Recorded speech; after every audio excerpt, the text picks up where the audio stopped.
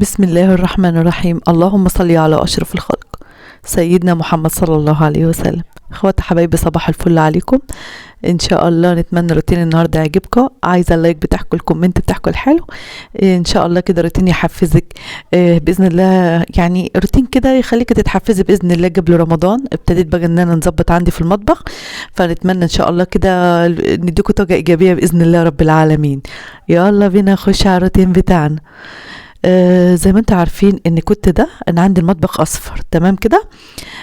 فكنت حاطه له اللي هو اللزج الابيض ده، بس لقيت نفسي ايه ده انا حاطاه بقاله فتره، فلقيت ان هو هيمسك اصلا في المطبخ، يعني هيمسك في الضلفه كده. بصوا يعني بقيت نشيله بصعوبه حقيقي. فقلت خلاص ان شاء الله كده، يعني هو ابيض وحلو وخليته وما فيش اي مشكله، بس لقيته مسك في الضلفه ذاتها. يعني كده ايه، كان هيسيح خلاص او ساح اصلا عليه، بقى يطلع معايا بصعوبة يعني. قلت الحمد لله ان انا عرفت نطلعه اصلا يعني. فخلاص انا هنسيب المطبخ على اللون بتاعه الاساسي، عشان لو لزج عليه مش عارف نطلعه تاني، وانتوا عارفين ان الابيض بيتسخ بسرعة. فقلت خلاص نعمل كده قبل رمضان. ده كده اول ايه، يعني ان شاء الله كده سلسلة فيديوهات باذن الله في المطبخ، عشان عايزة يعني نظبط فيه حاجات كتير باذن الله رب العالمين. فنتمنى باذن الله كده نديكي حتى افكار بسيطة باذن الله يا رب. اول ما دخلت على المطبخ، بصوا يعني السيراميك عايزه، يعني هو بهتان شويه، هو السيراميك بامبا بس بهتان، يعني اللي هو تحس ان هو هادي، او البلاطه بتاعته بهتانه شويه. فقلت طب خلاص نحاول بقى نجدد فيه شويه. هو مش بتاعي كل حاجه، بس ست ربنا يكبر بخاطرها ام ميدو يا رب، سايبالي الشقه، اعملي اللي انت عايزاه كله فيها يا مروه، ده حاجتك وكده يعني. ربنا يبارك لها في ميدو وفي الاء يا رب، اللهم امين.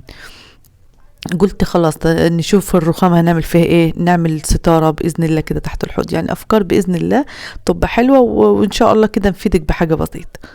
انت خلاص الوقت بالنسبة لرمضان مش هينفع نعمل فيه حاجة، لأن رمضان ده مش معمول لشغل البيت أو التنظيف أو الكلام ده. أيوة هو روتين، بس مش بالقوة بتاعت الفترة الجاية بإذن الله.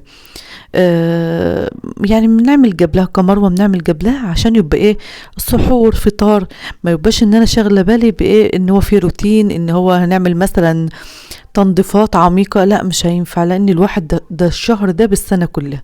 الشهر ده ربنا سبحانه وتعالى يجعله يا رب خير علينا وعلى المسلمين يا رب. فالعبادات بس، يعني الواحد مش هيقعد بقى ان انا هننظف وهنعمل وكذا، لا يعني ساعات ما بننزلش فيديوهات الا كل فين وفين في رمضان، فالله المستعان يا رب. بصوا بقى شلت كده اهوت، بصوا بتشيل معايا بصعوبة والله، طلع روحي قبل ما طلعته فعلا. حقيقي طلع روحي قبل ما خلصته وطلعته. لا يعني مسك معايا كده جامد، ايه ده مش عارفه صح عليه ازاي، سبحان الله، ده لقيته ماسك يعني بيطلع، عايزه نقول لكم كده بصعوبه جدا. المطبخ عندي ما جيت دهنته غلط، ان انا دهنته اصفر، هو اللون الاصفر كويس بس بيوجع العين. فالحمد لله رب العالمين. دخلت كده كنت بنعمل بقى سمك، حطيت توم، حطيت ملح، كمون، كزبرة، برضو ليمون. يعني هو مش عايزاه يبقى مملح جامد، يعني نعمل ايه، دجته بس مش عايزه ان نبقى مكتره فيه. تمام كده. انت كلكم بتعملوا احلى حاجه، بس كل واحد ليه طريقه، انت ليكي طريقه انا ليا طريقه. هنمسك بقى ايه، السمكه انا مقطعاها 2، اعوذ بالله من كلمتين. تمام. عشان بنجيب اللي هو الكبير عشان بيبقى لحمه حلو، يعني في الصغير بيبقى حلو في الشوي، بس كمان بنحب الكبيره بنقطعها 2 على طول. يعني السمكه نقطعها 2 ونيجي واخده جزء برضو من ال2، يعني نخليها على 4 قطع. تمام. طحينه ماشي، سلطه جنبه ماشي، اللي يبقى عندك. برضو بنعمل رز ببصل كده جنبه. يعني هي أكلة حلوة كلها بروتين حلوة خالص.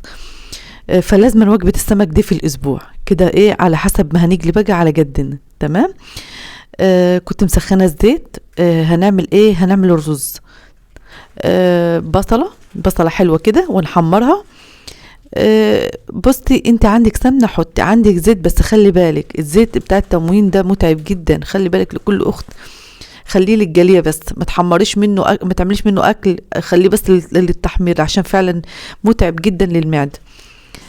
فخلي انت اكلك بقى بحاجات خفاف، يعني مثلا ايه، في التموين هاتيلك جزاز زيت ذره، هاتيلك مثلا سمنه، حطي دي على ديت. المهم تبعدي عن الزيت العادي في الاكل، خليه بس للجلي. في كمروه بنجيب زيت التموين بنخلي فيه جزازة زيت ذره، ده اساسي عشان بيبقى خفيف على المعده. حطيت هنا بصل، هنجلي بقى برضو السمك.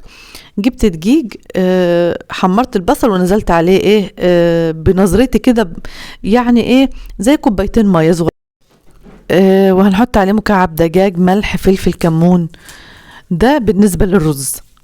هنخلي بس الميه تغلي خالص عشان ما يمسكش مني، وفي نفس الوقت ايه، ياخد زي ما تقولي برضو يشرب الحاجات اللي حطيتها، يعني ايه، البهارات والحاجات دي اللي حطيتها عليه، الفلفل، الكمون، يعني نقصد الكلام ده. حطيت بقى السمك هنا اهوت.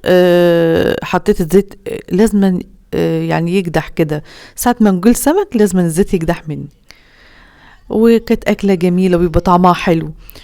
طبق سلطة بقى جنبها، يا سلام سلم، بجد بيبقى عسل. الأكلة دي بنحبها والله، بتبقى طعمها حلو، السمك بالذات.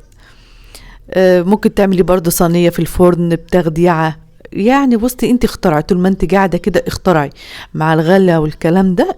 ظبطي بقى اسبوعك. مرة فول، مرة أكلة زي كده، مرة محشي، مرة بصار، يعني على حسب إمكانيات بيتك. هنا بقى سبت الرز خلاص، وطيت عليه، دخلت بقى نعمل طبق السلطة. بجد الطبق ده بيبقى روعة. كل وجبة اعملي لك طبق سلطة، عشان الحاجات عامة، الخضروات كلها مفيدة. جبت بقى طماطم، وجبت شبت، على خضرة، على فلفل أخضر، على ليمون، اللي بيبقى عندي بنحطه، جزر حطي، فص توم برضو حطي. كل ده بيرفع من المناعة في الشتاء بالذات، والعيال الصغيرة عشان ما بيبقاش عندها مناعة. انت بقى بشطارتك يعني الحاجات دي، اعملي اشكال. ساعة ما تيجي مثلا تغرفي الاكل ولا الكلام ده، اعملي اشكال في اطباق صغننة للنون الصغير، سن 4 سنين، سن 6 سنين، سن 10 سنين، العيال اللي ما بتاكلش، اللي بتبقى كسلانة عن الاكل دي. انت بقى حاولي على قد ما تقدري اعملي اشكال في الاكل. طبق سلطه مثلا زي كده، خدي حبه صغيرين دخليهم في رز، دخلي مش عارفه معاهم ايه كده، وحطيهم في طبق، بحيث ان انت تاخدي يعني تاخدي شكل كده مختلف عن الاكل بتاعك انت. هتلاقي بقى العيال يعني الحاجات دي بتغريهم، الاكلات، الحاجات اللي زي كده، الالوان بتغري العيال الصغيره. وضر عيالك من السن الصغير، لحس عشان لما يكبروا ما يعرفوش الاكل. ما هتلاقيه يقول لك لا مش منحبش الاكله دي يا ماما، لا يا ماما ما نحبش الاكله دي. فما تغلطيش الغلطه اللي انا غلطتها كمروه، غلطتها قبل كده، اعوذ بالله من كلمه انا. كنت ياسين ابني نقول له ما يكبر هياكل كل حاجه، اول عيل ما كنتش فاهمه حاجه برضه. فانت بقى ايه, على قد ما تقدري شوفي بقى انت بتتعاملي مع عيالك ازاي، والحاجات دي بتغريهم في الاكل. حطيت ملح، حطيت فلفل، حطيت كمون. اليومين دول ما بنستخدمش البهارات خالص الا للفراخ بس، لان فعلا البهارات طلعت متعبه جدا. خلاص بقى هنغرف كده. هناخد الطبق ده نملاه رز، يعني هنعمل اشكال في الاكل كده. عيال كبار الحمد لله، ربنا يحفظهم ويحفظ لكم اولادكم يا رب. بس برضه بنعمل يعني ايه، عارفين اللي هو ايه، يعني حاجه برضه تخليهم يعني تزيني الاكل يفتح النفس.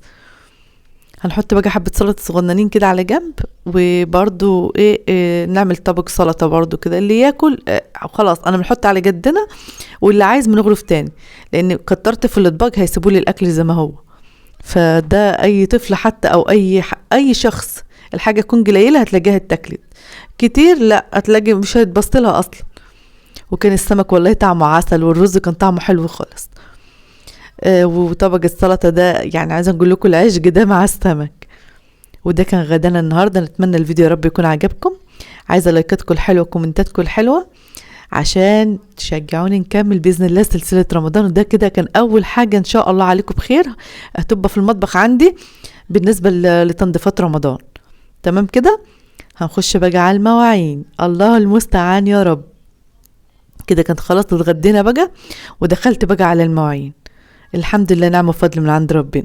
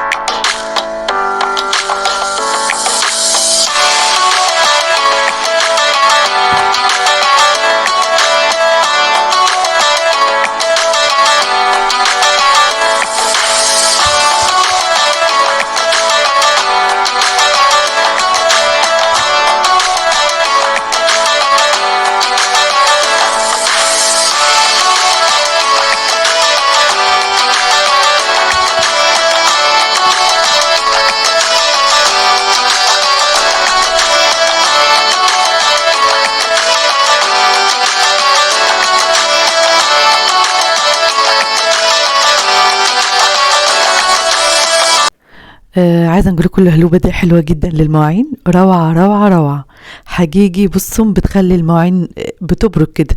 لميت المواعين عندي كلها، اللي حسيت ان هي يعني ايه، كنت جايه من السفر مع عند امي كانوا راكنين على جنب. قلت ناخدهم كده باللهلوبه دي كل يوم بقى الحاجه اللي مش محتاجاها. يعني داخل رمضان باذن الله رب العالمين، قلت نمسكها نستغلها يعني في فتره رمضان. دعكتهم بقى الحلل دعكه حلوه خالص. اللهلوبه دي خليتهم بينوروا، عارفه انت اللي هو ايه، شالت الدهون، شالت الحاجات اللي هي كانت من البوتاجاز متسخه.